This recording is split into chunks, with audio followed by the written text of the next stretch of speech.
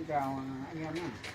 Hôm nay tôi xin chia sẻ một cái clip nữa về cái màu đã pha từ clip pha màu 1. Nhưng từ 4 màu đó đánh những cái cột vuông. Lần trước tôi chia sẻ cả cái cột tròn. Lần này lên cột vuông và phương pháp thi công là cũng gần tương tự thôi, mà bằng phương pháp khác là nó sẽ nhanh gọn hơn và nó không kỹ thuật như cái cẩm thạch của cột tròn, nhưng mà nó vẫn đảm bảo về hình thức mỹ thuật. Đấy, thì là ta sử dụng bằng chủ yếu là chấm trổ, và chấm trổ tạo hiệu ứng, và nứt sẽ đi bằng nứt rẻ. Trước khi làm thì tôi nói sơ bộ với cái nền để giả đá này. Đối với những anh em mà chưa làm nhiều hoặc là chưa được va chạm trong những lĩnh vực này thì là tôi nói cho anh em hiểu. Cột này là cột bằng bê tông. Khi làm đã được va đi và bả lên một lớp bả cova ngoài trần, sau đó phun phủ lên một lớp lót kháng kiềm ngoại thất lalo. Tiếp đó là đến lớp trắng trần ngoại siêu bóng. Nó là đây. Tại sao phải dùng siêu bóng hoặc bóng cũng được, nhưng mà siêu bóng thì là tốt nhất. Có một số anh em đã hỏi tôi là tại sao cháu đánh nó toàn bị hút màu, thì tôi nói ngắn gọn lại là: một là các bạn đã đánh lên trên nền lót thì thằng lót bột nhiều. Đấy. Hai là các bạn đánh trên nền trắng nhưng mà trắng mịn thì nó cũng là bột nhiều, mà là phải dùng bóng hoặc siêu bóng thì nó sẽ tránh được cái sự hút màu ấy. Các bạn lưu ý nhé. Đấy, vì là clip trước tôi đã nói là, nhưng tôi không giải thích, thì là tôi có giải thích nhưng mà các bạn có không để ý. Đấy, nên là khi các bạn hỏi cái câu đấy là nó đều có ở trong các cái video rồi. Nên các bạn phải xem và tìm hiểu kỹ. Đấy, thì tất cả những cái điều tôi chia sẻ đấy là đều nó là cái rất là, tôi nói rất là thông dụng và thực tế đã làm. Thì là đây là cái lớp siêu bóng trắng trần siêu bóng, thì là cái lớp này sẽ đánh lên giả đá. Đây sử dụng hoàn toàn bằng súng phun sơn. Sắp tới tôi sẽ thành lập một cái kênh để cho tất cả các anh em mới bắt đầu học có thể sẽ theo cái kênh đó sẽ học được từ đầu. Đấy, về các cái cơ bản sử dụng súng. Thì cái này đây nó là một cái công nghệ, cái giả đá đẹp hay không nó phải có công nghệ nữa, nên là vì thế phải có những cái công nghệ ứng dụng vào thì nó mới đẹp được. Chứ còn có những cái làm tay nhưng có những cái phải dùng máy. Ví dụ cái nền này mà làm tay thì nó sẽ có lốp, mà đã có lốp là không bao giờ mịn đẹp, mà phải phun. Đấy, thì là tôi sẽ có những cái chi tiết tôi chia sẻ ở cái kênh sau, và khi đó các bạn sẽ nhận được các cái thông báo nếu đăng ký kênh của tôi rồi. Đấy, trở lại với cái công việc hôm nay này, bắt đầu ta làm cái giả đá ở trên cái cột vuông này. Lần trước tôi chia sẻ trên cái cột tròn bằng vân gảy tay kết hợp với vân đứt của thể. Nhưng lần này thì tôi là đưa ra một phương pháp nghĩa là mình làm rất là nhanh, nhưng không phải là hàng chợ, đầy đủ tính mỹ thuật. Đấy, đảm bảo để các bạn có thể kiếm tiền một cách với cái công nghệ đưa vào rất là nhanh, và thi công là đơn giản, dễ làm cho tất cả mọi người.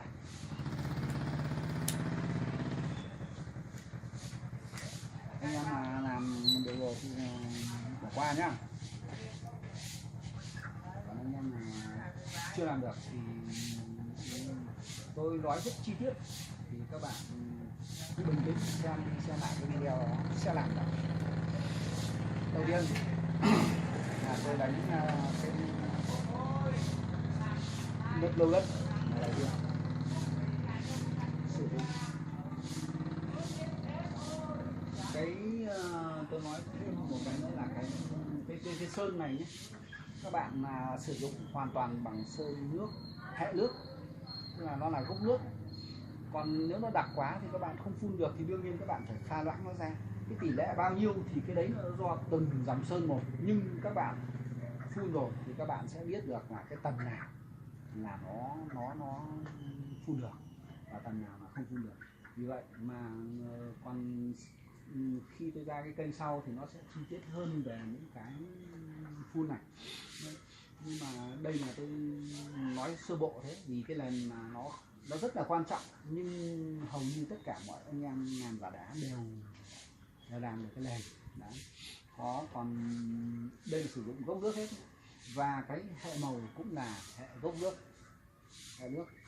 Nên vì thế đây tôi không phải sử dụng sơn của Cova hay là sơn của Michaler hay là một hãng gì cả, mà đây là tôi sử dụng bằng tinh màu gốc nước hữu cơ. Đó là tinh màu chiết xuất từ tự nhiên nên nó rất là màu, nó rất là sống động và tự nhiên. Đầu tiên ta đi bằng cái màu tinh màu nhá, tinh màu nâu đất trước. Khi cái chiều cột vuông thì ta đánh lại một chiều khác. Đây nghĩa là cái đường này là tùy theo các bạn sau này các bạn làm nhiều rồi các bạn sẽ cảm nhận được cái điều này. Cái này nó không căn cứ là cứ phải như thế này phải như thế kia.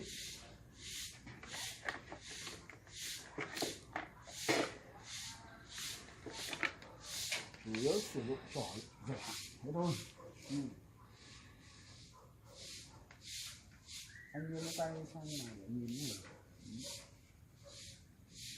Các bạn chấm nữa này, các bạn chấm như nào tùy, miễn làm sao mà đây cái cơ bản nó là cái rẻ. Tôi sẽ zoom lại gần cho các bạn xem nhá. Chấm này. Đấy, các bạn đã để thấy em zoom vào đi.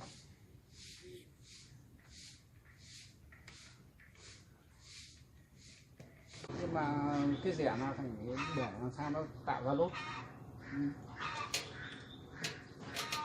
Tiếp đến này là ta sử dụng cái màu vàng nghệ. Màu vàng nghệ là màu nền và cũng là màu nền của cái nền giả đá này luôn nhé. Thì ta sử dụng cái màu đấy, ta điểm nó vào để chấm tan này. Các bạn nhìn này. Các bạn mới làm thì nó chưa được gần nhuyễn thì các bạn chấm các bạn bôi lên đâu thì các bạn chấm lên đấy. Các bạn để ý này, chấm này nhá, chấm vào sát với cái ranh giới giữa hai cái màu, làm sao tạo lên được một cái nền mà nó không, hai cái màu đấy nó phải tan hòa quyện vào nhau nhá, chứ không được để thành giáp la. Đôi khi có những cái chỗ để làm giáp la thì sau đó là mình phân mình tạo khối thì lại khác, nhưng đây là phải chấm cho nó tan nhá. Đấy, nó đuổi dần ra. Các bạn nhé, các bạn chấm ban đầu các bạn chấm là các bạn chưa cảm nhận được, nhưng các bạn cứ chấm nhiều và chấm lâu thì tất cả mỗi lần chấm nó lại tạo lên một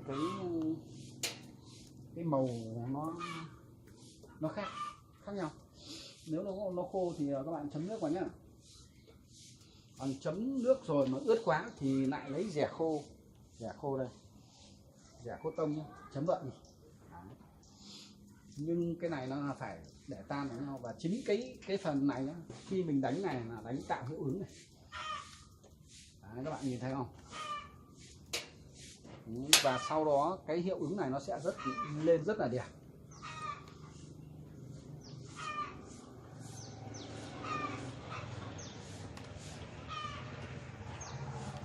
Các bạn cứ thoải mái, không sợ hỏng hay là sợ một cái điều gì không hỏng được, mà làm nó phải có hỏng thì nó mới có thành công nha. Nên là như thế, cứ mạnh dạn làm, không ngại. Thực ra nó cũng đơn giản thôi chứ nó không phải là nó cầu kỳ quá. Nhiều khi nhìn nó cảm giác vậy thôi, mà thực ra nó không đến mức độ như thế. Cái nó đậm ấy, màu ấy, đậm ấy, ta tạo lứt luôn. Các bạn nhìn nhá, tôi zoom vào cho các bạn xem này. Đó. Các bạn nhìn thấy lứt của vàng chưa?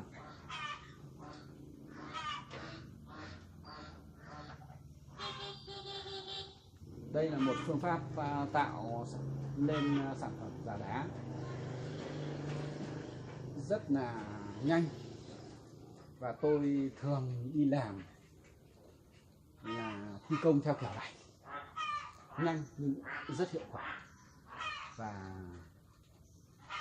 nó cũng rất là đẹp. Đấy. Còn thực tế đây không phải là cái chỗ tôi làm mẫu, mà đây là cột của nhà người ta. Tiếp đến là các bạn làm bôi tiếp lên xem nào.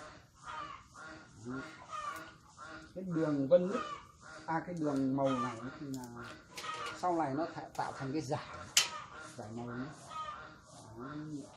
Nhưng mà cái này là do các bạn sắp xếp mỗi người theo một kiểu. Đấy, nhưng mà với tôi thì là thường thường là tôi làm theo cái kiểu này, bởi vì mỗi người có một cái lớp đá riêng. Sau này các bạn làm, các bạn tự sẽ hình dung ra cái việc đấy. Nhưng cái phương pháp là không thể theo cái này. Còn sau này các bạn làm được rồi, các bạn có thể là sẽ nghĩ ra nhiều cái phương pháp làm nó hay hơn, nó nhanh hơn, thậm chí là nó còn đẹp hơn rất nhiều lần. Đó. Với góc độ đây tôi chia sẻ là bằng cái sự yêu nghề của tôi rất muốn chia sẻ cho anh em cùng làm và cùng kiếm tiền bằng sức lao động của mình. Đấy, chỗ nào mà sau này kể xong rồi các bạn muốn cho nó có một cái gọi là điểm nó đậm điểm nhấn thì là các bạn vẫn cho vào thoải mái, không có vấn đề gì cả. Đấy, như chỗ này nhá, tôi cho này bạn này.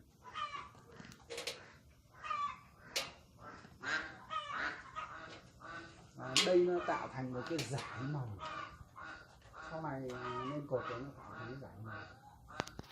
Có một cái tôi vừa làm vừa chia sẻ với các bạn là gì,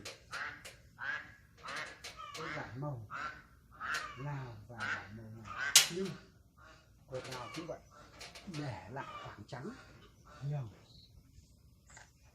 nhìn nó sẽ rất là, nếu mình cho nhiều màu quá thì nó tạo thành một cái,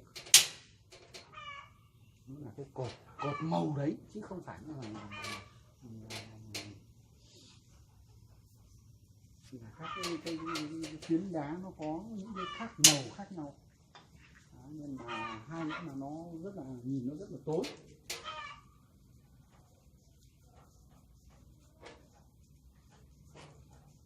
Cái này nhá, cái này vàng là bạn chấm tràn ra ngoài. Như thế này là đậm thì các bạn lại về rẻ đi. Lưu ý nhé, lưu ý một cái việc này, lên khi làm bao giờ cũng phải làm cái mặt tiền, mình tạo những cái điểm nhấn ở mặt tiền trước, sau đó mình đuổi về những cái mặt không quan trọng ở sau. Đó, thì cái đấy nó sẽ không bị lỗi ở các cái đường vân nhất được. Cái việc đấy cứ tự mình sáng tác đi, chứ không có vấn đề gì phải ngại cả. Mỗi người đều có nét đá riêng, tôi đảm bảo các bạn là sẽ làm được. Các bạn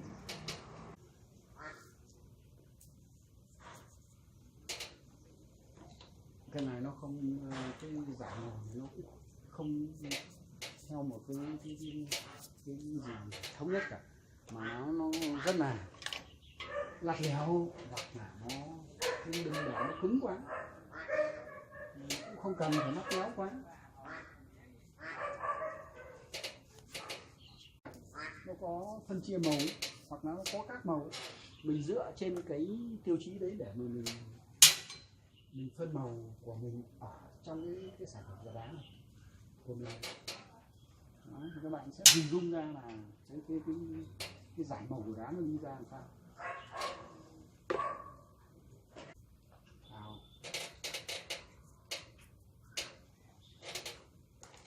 Nếu cái cột mà thi công theo cái phương pháp này thì cái cột này thì nó không mấy đâu các bạn ạ. Cái là các bạn mới làm thì có thể là nó hơi chậm và lâu một chút, nhưng rồi ra cũng như tôi thôi. Trước đây là tôi làm cái này tôi cho nó đứt thế này thôi, chứ không cần phải nối vào nhau, không phải nhất thiết phải nối vào nhau nhé các bạn nhé.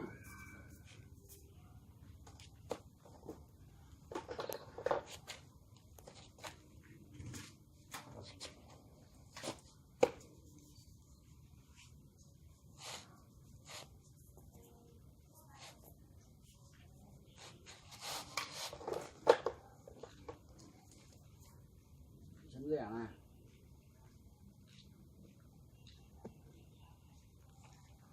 Ban đầu tôi làm chậm, bây giờ các bạn hiểu được cái phương pháp này nhá. Tôi làm nó nhanh nhanh.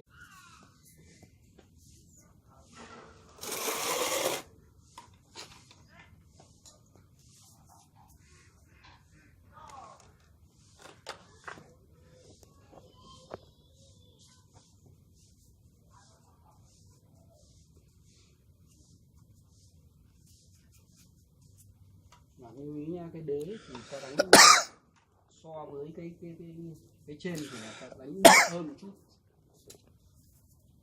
Phải là như các bạn nói còn là sao lại phải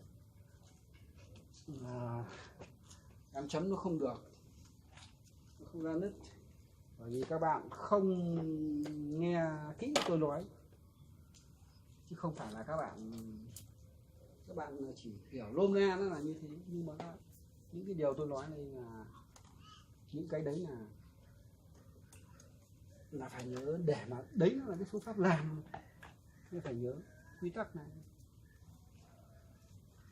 Các bạn mở lại cái clip mà cột tròn này, tôi có nói sử dụng trắng bóng ngoại thất, siêu bóng làm thôi, còn tôi không giải thích thôi.